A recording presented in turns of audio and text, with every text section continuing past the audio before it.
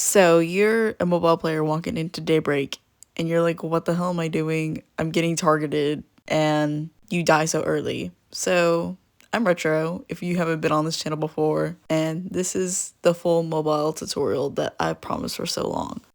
So let's start up with the basics. Hopefully y'all know this, but I'm just gonna do it anyway. So Daybreak is a 1 killer versus 8 survivor game. You complete 8 or how many survivors you are for generators to escape, and to loop you use a bunch of vaults and different loop areas to distract the killer. You can play as different survivors. Right now there's 60 free and different killers, which are 25 at the moment, and if you're killer, you kill everyone obviously to win. Now I want to start with something that is usually not talked about for mobile, is controls, as I've had people before that have been on PC and then they would transfer the phone to be like, Retro, how the hell do you do this? And here's how I personally do it. I will try to make an illustration as well. So I personally play with my 2 thumbs, and my left thumb is usually for moving the joystick, and the right button is for all the other controls, like your sprint, your crouch, your like ability button, and to move around your screen. And this is why part of the time I like hit an emote button or something else, or crouch something and I get down. It's not fun, but this is how I personally play. You don't have to play like this, but it helps me a lot. What I also do is that, like, your other fingers, like, I curl them back to the back side of the phone. So because if you kind of have them hanging, after a while your fingers fall asleep, and who wants to be a killer and have your fingers fallen asleep for 20 minutes? It's happened before. It hurts, bro. It hurts like shit. So this begs the question, how do you do this in a chase? And personally, I use my left joystick to move. I have like my right hand, your right thumb, and I move my camera different ways around. So because you have to look at the killer in order to know what they're gonna do. Now, obviously, don't always look at the back, but particularly sometimes look toward the front so you know where you are going. Because if you don't, you're just gonna bonk into a wall and get downed either way. Another thing that I want to talk about that isn't really talked about is better running of the game, because I've had so many people ask me, be like, how does your game run so well? So what I personally do is that, first of all, in Daybreak settings, this is the Daybreak settings button, turn low graphics on. I don't care if it looks ugly, this will help you a lot. And actually the main thing that helps me run really well is actually in Roblox settings. You know, the Roblox icon at the top left of your screen? Click on that. There's an option that will say full screen. Now, if you're usually like me, that thing is always turned off once you join a game. What I want you to do is turn that on. What it's gonna do is that it's just gonna make your screen, like, it's supposed to make it quote unquote bigger, but it helps run like any game better. This can go for like any other game. You should do this, honestly, if you're playing on mobile, especially on a high graphics game like this. And speaking of graphics, I want you to go to the graphics menu, like part on the Roblox thing, set it to manual, not automatic, because what manual does is that it sets it lower than automatic would, and I would either have it at the lowest, or if you want to see some slasher knife throws or some stuff very far away, turn it to like free bars in order for you to see it. I personally have it at 0 because even at free sometimes it's kind of iffy. But also a main thing for when you play, check your performance stats, aka mainly your ping. If you don't know what ping is, oh goodness gracious, but you want your ping to be under 100 and not spiky. Spikiness happens a lot, even if you're in your right region, which is also a good thing. Be in your region. Now, there could be a miracle in the world where your ping is good in a different region, but 9 times out of 10 that does not happen. Please don't do it. It'll be like, why did I get hit from so far away? It's because your ping. It's because you're not in your region. But I personally, sometimes I'll play on 100 ping if I can't find any good servers, but your best range is 90 to however low you can. You just want it as low as possible. I've seen it low as like 50, 40.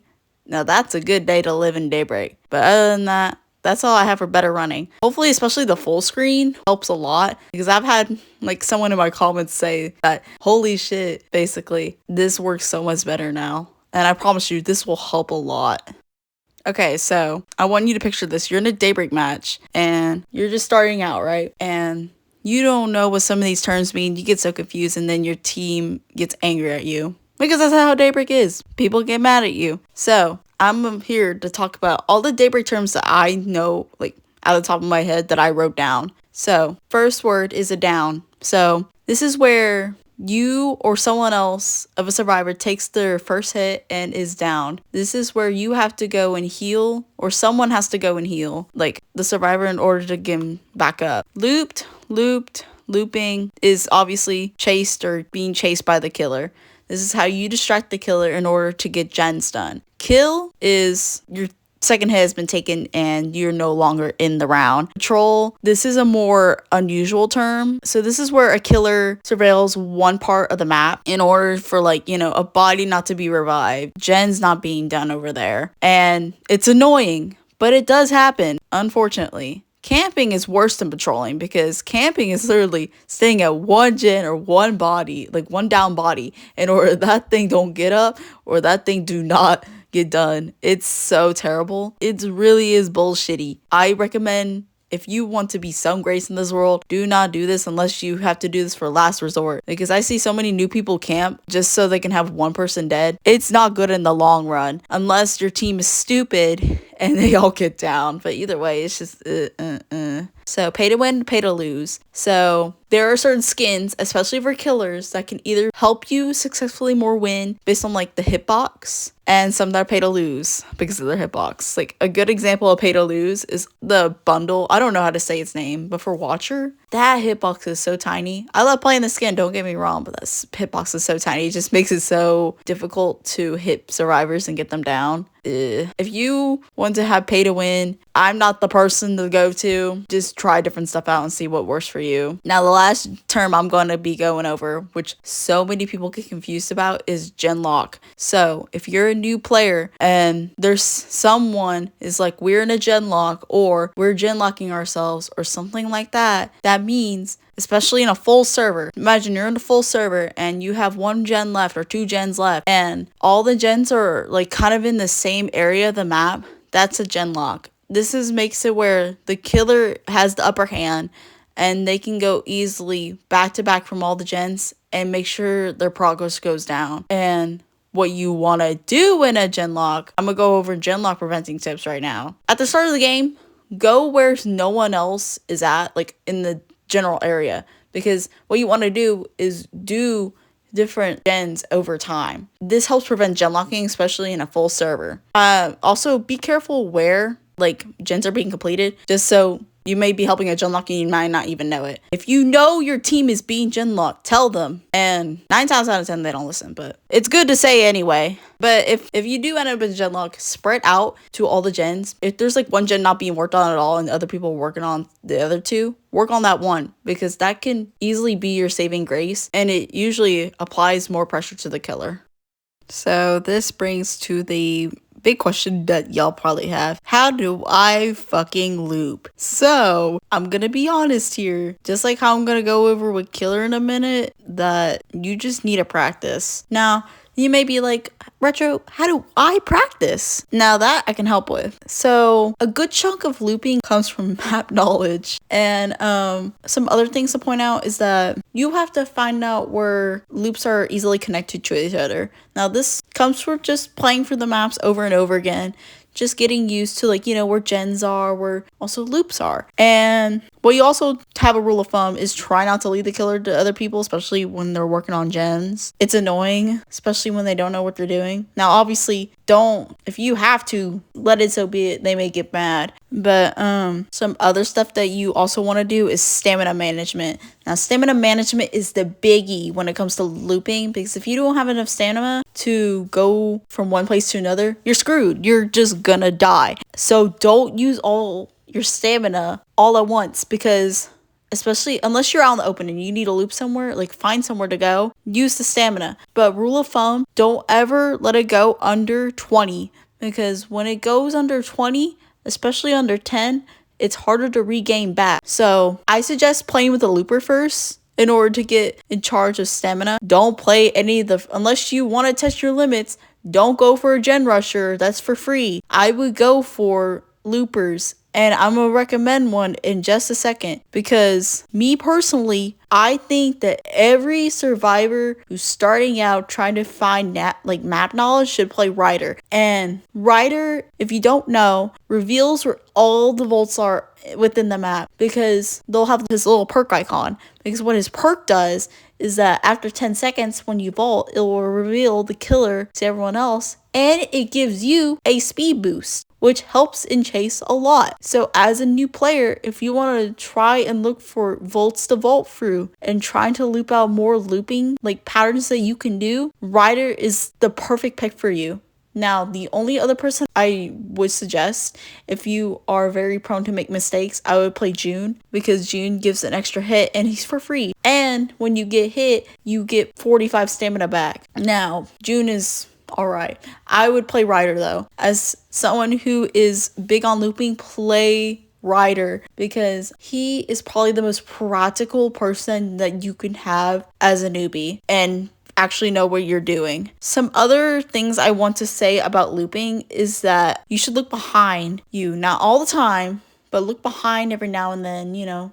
Like I said earlier, you want to see what the killer's doing. You want to see what their patterns are in mind gaming and lunging, because there could be a distinct pattern of every now and then they'll go back and try to mind game you. When you catch on to these things, they make the killer very disinterested in trying to get you, or if they keep looping you, distract them more for a longer amount of time, and so more gens get done. And if you get stuck into a predicament where they try and target you out and you know their mind game pattern, they're just stuck chasing you, and you have almost a good chance of not getting down at all or even killed if you've gotten hit already. So I don't have too many killer tips that I can personally say, because killer in itself is very hard to learn. And out of everything, if you think looping is difficult, killer is probably more difficult than that. Here are some pointer tips that I have developed in the 2 years that I've been playing. Now, I warn you, as a mobile, you're kind of crippled. I'm not gonna lie, even as survivor, you're kind of crippled, but especially as killer, you're very crippled because of mind games. And the reason why I say that is because I have played with pros better than me. They know I have to mind game way sooner than PC players may have to, or even console, because you have to physically move your finger. And that kind of downgrades you in a way. But as from my personal experience, there's nothing else I can maybe change. And that's just how it is. And you can still be a pretty decent player. Don't get me wrong. It's just tiny little downgrade. And really, overall, mobile is a bit of a downgrade compared to all the other devices. But this is why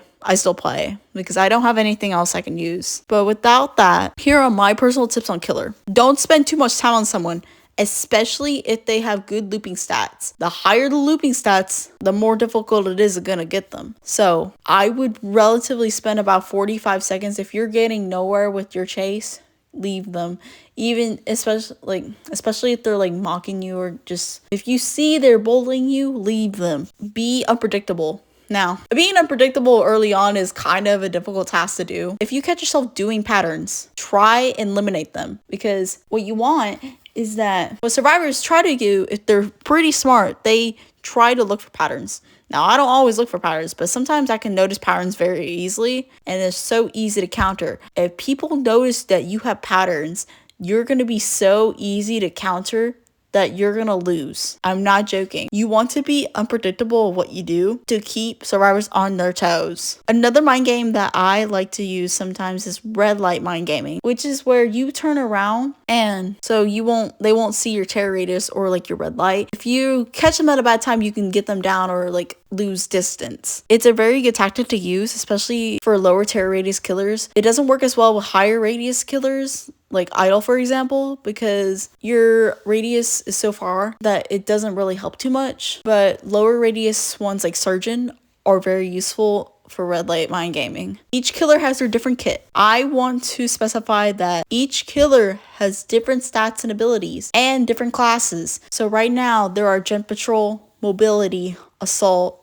and anti-loop. Me personally, I would go for an anti-loop killer, as they are probably the most prevalent for beginner players, though play who you want. And you may just find a killer that's probably more difficult for me that you may just find easiest to play. I want to specify that All of them have different combos of speed, lunge duration, detect time, detect cooldown. All these killers have differing factors and different abilities that they have, and you want to take in the fact that you may not work well with one killer, but that doesn't mean you may not be good at this other killer. You just kind of need to play who you like and who you think you can learn more and start to get better with.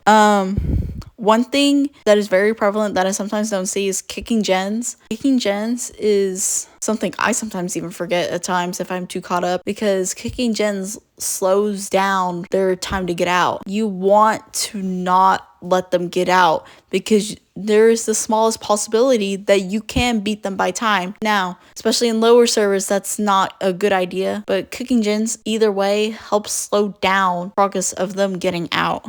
Do not be intimidated, because in this type of game, if you get intimidated, you're just gonna get beaten up. I'm gonna be so real. And if people follow you, ignore them. This is the best thing that's ever happened, because I've had one time where there were 2 people following me, and it actually led to the downfall of them losing and everyone else got mad at them. So don't follow the killer. That's just annoying. And as the killer, if people are following you, ignore them, because all they're trying to do is get your attention and distract you when you can go out for other people that are actually doing their job. Now, predicting is also very difficult. It's very 50-50, but you can try to predict what survivors can do. This can either close the distance in between you or even get them down or killed. And as someone who's played asymmetrical, you have to have survival of the fittest. So if you think that you should go for lower levels or lower stat people like gen rushers and maybe even some undetectables or supports, do it. Because at the end of the day, if someone gets butt sore, that's just what they signed up for, because this game has no mercy at times. Now, don't be toxic. That's a different thing. But if you have to go after someone, because you got to get someone at some point. And if you spend your time on this high level person just trying to get them and it doesn't work, it's kind of a given. But unless you go after some lower level people or gen rushers, it helps your progression of winning the game. Now, I don't mean this in a mean way, it's just how it works. But that's all I have personally. If I missed something or if you have any questions, let me know in the comments, especially if you're mobile. And if you're not mobile, I can still try and help. Though, if it's something about controls on a different device, I'm not that person. But other than that, I hope you all have a good day, and I will see y'all sometime. Goodbye.